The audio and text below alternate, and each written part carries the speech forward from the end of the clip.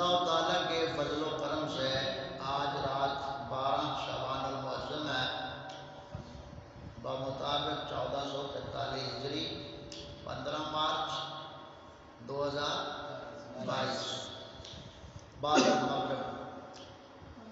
کل ہم نے اس وقت جو سبق پڑھا تھا وہ کیا تھا؟ جہاد کے احکام اور کچھ تفصیل اور قسمیں پڑھی تھی۔ تو موٹی موٹی جہاد کی ہم نے کتنی قسمیں پڑھی تھی؟ یاد ہو کون سی؟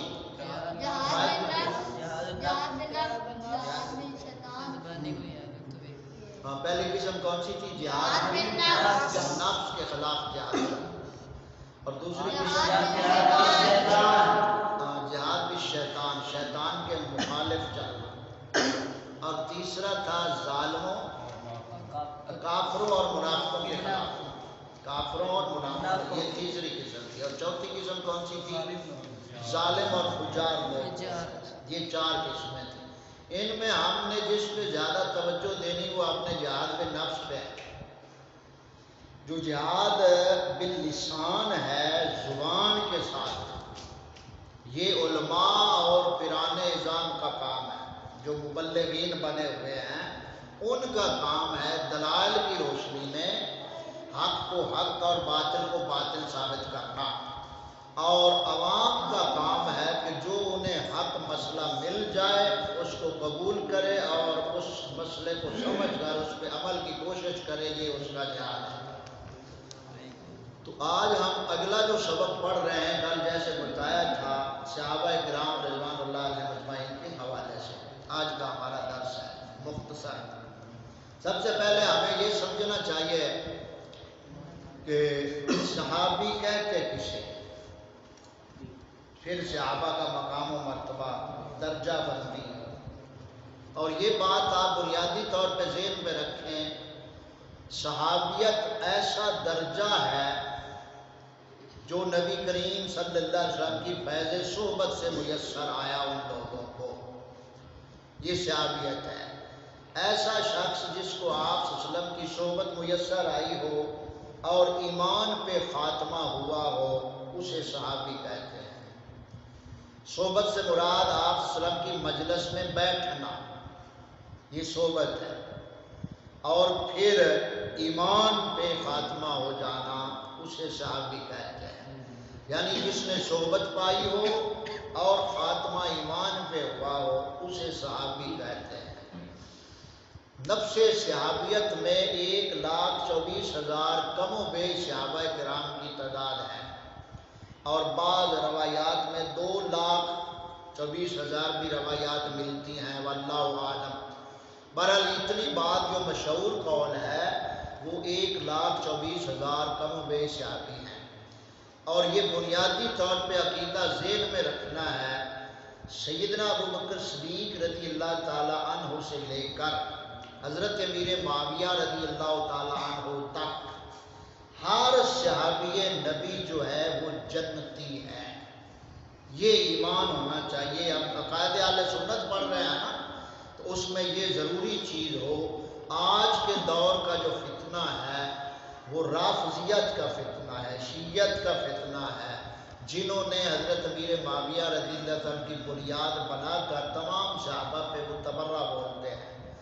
لہذا آپ کو کسی مولوی مقرر پیر جو بھی ہے کوئی ایسا واقعہ طریق سے سنائے یا حدیث پاک سے سنائے یا کوئی آیت ہی پڑھ کر سنائے، تو سب سے پہلے یہ اصولی بات ذہن میں رکھیں کہ دلیل کو ثابت کرنے کے لیے 3 باتیں ضروری ہوتی ہیں۔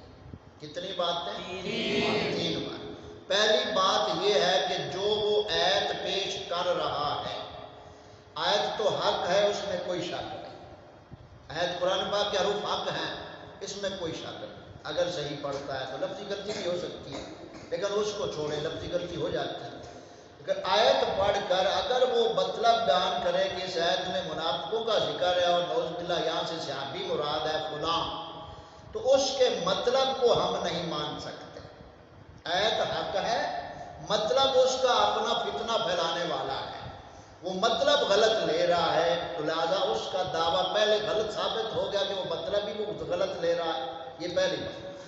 اگر کوئی حدیث پیش کرتا ہے تو اس حدیث میں کسی صحابی کی تنقیص ہو، نعوذ باللہ، یا مرتد ہونے کی بات آئے اور صحابی کا ساتھ کوئی لفظ بولے تو ہم اس حدیث کے راوی کو غلط کہہ سکتے ہیں، صحابی پہ زبان کھول سکتے نہیں. یہ دوسری بات. تیسری بات یہ ہے کہ وہ جو بات بیان کر رہا ہے کیا ہم اس کے مخاطب بھی ہیں یا نہیں؟ ہم اس کے مخاطب ہی نہیں ہیں تو پھر ہمارے سامنے وہ دلیل کیوں پیش کی جا رہی ہے؟ تو یہ بات اصولی طور پہ ذہن میں رکھو، ہر صحابی نبی جنتی ہے. اور یہ کس نے وعدہ کیا ہے؟ اللہ تعالیٰ نے. قرآن پاک میں 4 مقام پہ یہ ذکر ہے. کُلًّا وعد اللہ الحسنی، ایک بار سورۃ النساء میں ہے اور ایک بار سورۃ توبہ میں ہے اور ایک بار سورۃ انبیاء میں ہے اور ایک بار سورۃ حدید میں ہے. 4 مقامات پہ اللہ تعالیٰ نے ہر صحابی سے کلن کا معنی کل، سب، سارے. کلن وعد اللہ الحسنی، حسنی عربی میں جنت کو کہتے ہیں. تو اللہ تعالیٰ نے اپنے محبوب کے ہر صحابی سے جنت کا وعدہ فرمایا. اور اللہ تعالیٰ نے ہمیں ایک قانون دیا ہے قرآن پاک میں. اب وہ اللہ تعالیٰ فرماتا ہے سورۃ البقرہ کی آیت نمبر 137 ہے. اللہ تعالیٰ ارشاد فرماتا ہے فَإِنْ آمَنُوا بِمِثْلِ مَا آمَنْتُمْ بِهِ فَقَدْ اهْتَدَوْا. اللہ تعالیٰ فرماتا ہے پھر اگر وہ بھی یوں ہی ایمان لے آئیں، یعنی قیامت تک آنے والی مخلوق مخاطب ہے، یعنی پھر اگر وہ بھی یوں ہی ایمان لے آئیں جیسے میرے محبوب کے صحابہ ایمان لے آئے تو اللہ فرماتا ہے کہ وہ ہدایت والے ہیں. صحابہ کو نمونہ بنا دیا، ماڈل بنا دیا، ان جیسا ایمان لے آؤ تو تم ہدایت والے ہو. اب جو صحابہ جیسا ایمان لے آئے تو وہ مومن ہیں، اور جن کو صحابہ کے ایمان میں شک ہو جائے ان کا اپنا ایمان کیا رہ گیا؟ سمجھ آ گئی بات؟ جن کو صحابہ کے ایمان میں شک ہو ان کا اپنے ایمان کی سند کیا رہ جاتی ہے؟ تو صحابہ کرام کو بے وقوف کہتے تھے لفظ سے معاذ اللہ، جو منافق ہوتے تھے دور نبی صلی اللہ علیہ وسلم میں. جو منافقین مدینہ تھے نا یا کفار تھے، وہ صحابہ پاک کو بے وقوف کہتے تھے. نعوذ باللہ. کیسے؟ ان کی بات اللہ تعالیٰ نے یہ پہلے پارے میں بیان فرمائی ہے. وَإِذَا قِيلَ لَهُمْ آمِنُوا كَمَا آمَنَ النَّاسُ. اللہ تعالیٰ فرماتا ہے جب وہ لوگوں سے کہا جائے کہ ایمان لاؤ لوگوں کی طرح جیسے ایمان لائے لوگ یعنی صحابہ، تو وہ آگے کیا کہتے ہیں؟ قَالُوا أَنُؤْمِنُ كَمَا آمَنَ السُّفَهَاءُ. وہ کہتے ہیں ہم بے وقوفوں کی طرح ایمان لے آئیں. یعنی وہ جو کافر تھے نا اور منافق وہ کہتے تھے کہ ہاں بھائی نعوذ باللہ صحابہ جیسے بے وقوفوں کی طرح ہم ایمان لے آئیں. اب وہ صحابہ کو نعوذ باللہ بے وقوف کیوں کہتے تھے؟ آپ صلی اللہ علیہ وسلم سے محبت اور عقیدت کی ان بلندیوں کو صحابہ نے چھوا تھا. آپ صلی اللہ علیہ وسلم کے وضو مبارک کا بچا ہوا پانی نیچے گرنے نہیں دیتے تھے صحابہ پاک. اپنے ہاتھ پہ مل لیتے، چہرے پہ مل لیتے. آپ صلی اللہ علیہ وسلم کا لعاب دہن نیچے نہیں گرنے دیتے تھے، اپنے ہاتھوں پہ مل لیتے تھے، چہرے پہ مل لیتے تھے. تو وہ جو زیادہ عقل مند بنے ہوئے تھے وہ اس بنیاد پہ کہتے تھے یہ تو بے وقوف ہیں، اتنی محبت ہے ان کو کہ یہ دھوپ مبارک بھی لے ہاتھ مل لیتے ہیں اور اپنا وضو کا پانی نہیں گرنے دیتے، بال مبارک نیچے نہیں گری، تو بے وقوف ہے.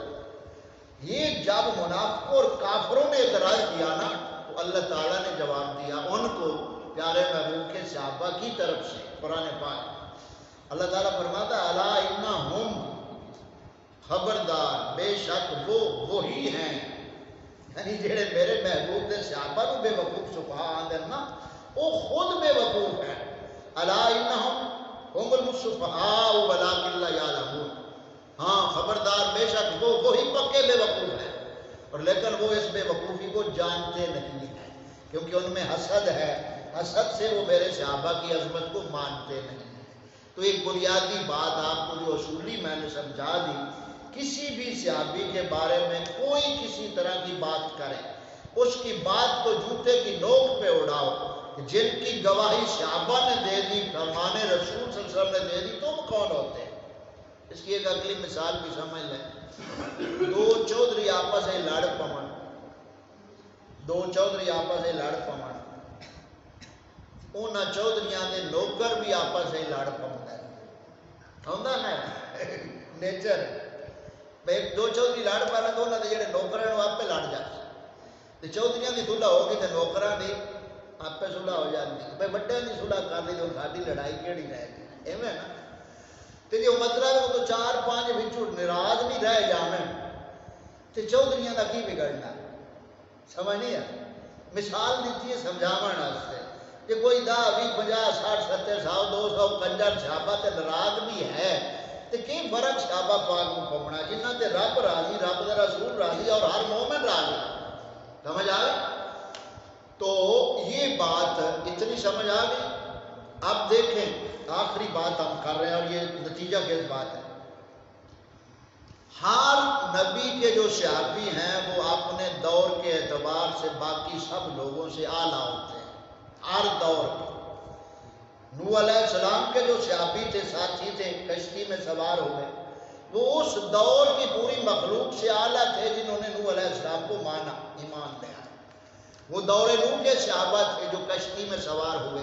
اسی طرح کلیم اللہ کے جو صحابہ تھے وہ جادوگر صحابی بنے اور وہ پوری قوم سے افضل ہو گئے، اور اسی طرح حواری عیسیٰ علیہ السلام تھے وہ ان کی قوم میں افضل ہو گئے، اور جو پیارے محبوب وسلم کے دور کے صحابہ تھے وہ پوری مخلوق سے اعلیٰ ہو گئے۔ اس پہ آخری بات یہ سمجھیں، آپ کسی یہودی سے پوچھیں نا، کسی یہودی سے پوچھیں کہ آپ یہودیوں میں اچھے لوگ کون تھے، تو آج بھی یہودی یہ کہیں گے کہ وہ اچھے تھے جو موسیٰ علیہ السلام کے ساتھی تھے، وہ اچھے تھے جو موسیٰ علیہ السلام کے ساتھی تھے، یہودی آج بھی یہ کہیں گے۔ کسی عیسائی سے پوچھو تو وہ کہیں گے وہ جو حواری تھے 12 حضرت عیسیٰ علیہ السلام کے ساتھی صحابی وہ ہم سب سے اچھے ہیں اور اعلیٰ ہیں، عیسائی یہ کہیں گے۔ اگر ان بدبخت شیعوں سے پوچھو کہ تم بتاؤ، یہ کہیں گے نعوذ باللہ جو سونے نبی کے صحابی تھے وہ نعوذ باللہ منافق تھے، انہوں نے ظلم کیا، یہ کیا، وہ کیا۔ یہ دیکھو اس حد تک ان کی گمراہیاں گئی ہیں۔ تو اس لیے اپنے دلوں میں کسی باطل کو جگہ نہ دو، یہ ہم پیچھے سے پڑھتے آ رہے ہیں۔ ایمان کا تحفظ اسی طرح ضروری ہے جیسے انسان کو جسمانی بیماری ہو تو پرہیز اور علاج دونوں چیزیں ہوتی ہیں تو پھر جان بچتی ہے، اسی طرح ایمان کے حوالے سے پرہیز اور علاج دونوں چیزیں ضروری ہیں۔ پرہیز کیا ہے؟ سیکھنا ہے کہ کیا پرہیز کرنی ہے، اور بچانا کن سے ہے؟ بیماری کو سیکھنا ہے کہ بیماری کیا ہے، اس سے ہمیں بچنا ہے۔ سمجھ آ گئی؟ یہ مختصر سا آج کا ہمارا تعارف تھا صحابہ کے حوالے سے، اور آخری یہ بات اصول میں ذہن میں رکھیں، آپ سے کوئی پوچھے بھئی صحابہ میں افضل درجہ کس کا ہے تو سیدنا ابو بکر صدیق پاک، دوسرا عمر فاروق، تیسرا عثمان غنی، چوتھا مولا علی، پنجواں امام حسن پاک۔ یہ ترتیب ہے، اس ترتیب سے جو بھی ہٹتا ہے وہ سنیت میں نہیں رہتا، سمجھ آ گئی؟ اور حضرت امیر معاویہ رضی اللہ تعالیٰ عنہ صحابی رسول ہیں، اور مولا علی شیر خدا مقابلے میں جو آئے، جو لوگ فتنہ کھڑا کرتے ہیں کہ جنگ ان کی ہوئی، یہ ہوا وہ ہوا، اور وہ معاملہ بزرگان دین نے ہم تک پہنچایا اور سمجھایا کہ جہاں بڑوں نے فیصلہ کر دیا وہاں چھوٹے بولنے کا حق نہیں رکھتے ہیں۔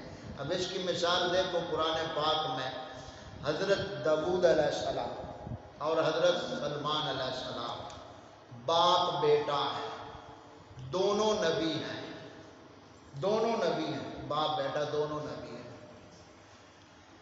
فیصلہ آیا داؤد علیہ السلام کے پاس کہ ایک عیالی تھا، اس کی بکریاں تھی، اس نے کسی کسان کا کھیت چرا دیا، تو وہ مقدمہ لے کر آ گیا کہ یہ ہمارا فیصلہ کیجیے۔ تو جب حضرت داؤد علیہ السلام نے فیصلہ یہ کیا کہ اس کھیت کے بدلے یہ بکریاں تجھے دے دیں، یعنی تیرا نقصان پورا ہو جائے گا، جتنا کھیت انہوں نے ضائع کہ بکریاں انہیں دے دیں۔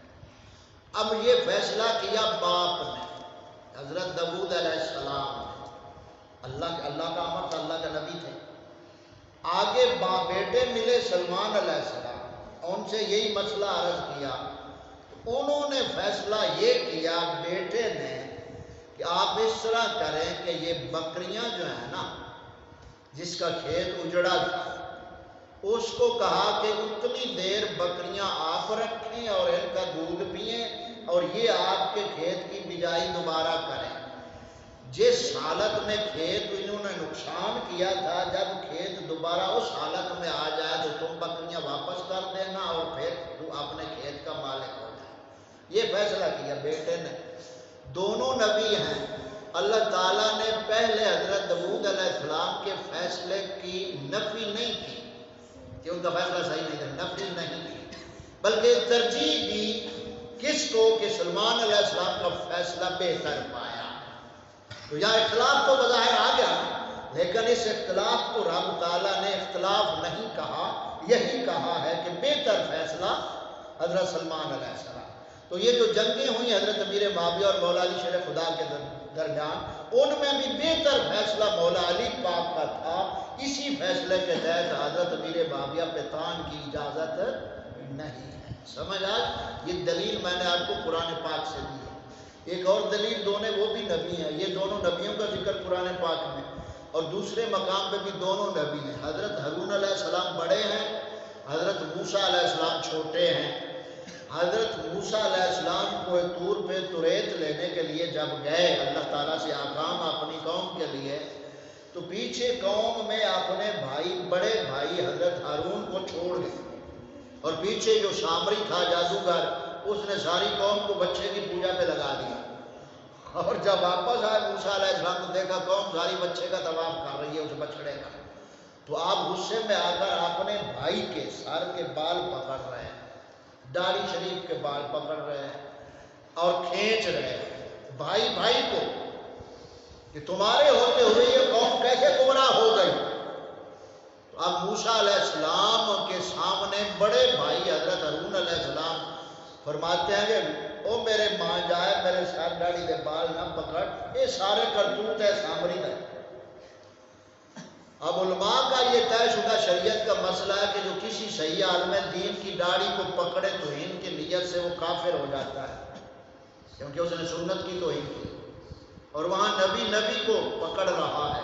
کوئی ہے ایسا بھائی کا لال کو وہاں فتویٰ لگائے، وہاں فتویٰ لگائے گا تو اپنے ایمان سے جائے گا۔ تو بڑوں کے معاملے بڑے حل کرتے ہیں، اس لیے ہمیں کسی صحابی پہ تان کی ضرورت نہیں، اور نہ ہم تان کرنے والے سے دوستی رکھتے ہیں۔ سمجھ آئے؟ اتنا درس آج کا کافی ہے، امید ہے آپ کو صحابہ پاک کے حوالے سے ذہن میں بات آ گئی ہوگی۔ سب سے پہچان یہ ہے، جو کہ ہم صحابہ کو مانتے ہیں، سنی ہے، تو اہل بیت جو ہم جب صحابہ بولتے ہیں اس میں اہل بیت بھی شامل ہوتے ہیں۔ مثلا مولا علی پاک کیا صحابی نہیں ہے؟ صحابی رسول ہے نا۔ حسن پاک صحابی رسول ہے، حسین پاک صحابی رسول ہے، فاطمہ پاک سلام اللہ علیہ صحابیہ ہے۔ تو جب ہم لفظ صحابہ بولتے ہیں تو اہل بیت ہی اس میں شامل ہوتے ہیں۔ جب اہل بیت مراد لیتے ہیں تو اس سے آپ صلی اللہ علیہ وسلم کی بیویاں مبارک ہوتی ہیں۔ تو سمجھ آ گئی؟ تو کسی کو بھی سنی پہچاننے کے لیے یہ اصول ہے اس دور میں، حضرت امیر معاویہ پاک کے بارے میں اگر غلط لفظ بولتا ہے تو اس کا سنیت سے کوئی تعلق نہیں ہے۔ حضرت امیر معاویہ ایمان والوں کے رشتے میں ماما لگتے ہیں۔ نبی پاک صلی اللہ علیہ وسلم کی بہن حضرت ام حبیبہ جو ہیں وہ نبی پاک کی بیوی ہیں، گھر والی ہیں، اور حضرت ابو سفیان رضی اللہ تعالیٰ عنہ جو ہیں وہ نبی پاک صلی اللہ علیہ وسلم کے سسر لگتے ہیں۔ حضرت عمر فاروق کی بیٹی حضرت حفصہ نبی پاک کی بیوی ہیں۔ حضرت ابو بکر صدیق پاک کی بیٹی حضرت عائشہ نبی پاک صلی اللہ علیہ وسلم کی بیوی ہیں۔ تو ابو بکر، عمر اور حضرت ابو سفیان تینوں سسر لگتے ہیں۔ تو آپ صلی اللہ علیہ وسلم کے ہر تعلق اور روحانی رشتے کو سر آنکھوں پہ ماننا یہ سنیت ہے۔ ٹھیک ہو گیا؟ تو یہ آج کا ہمارا سبق مختصر اپنے اختتام کو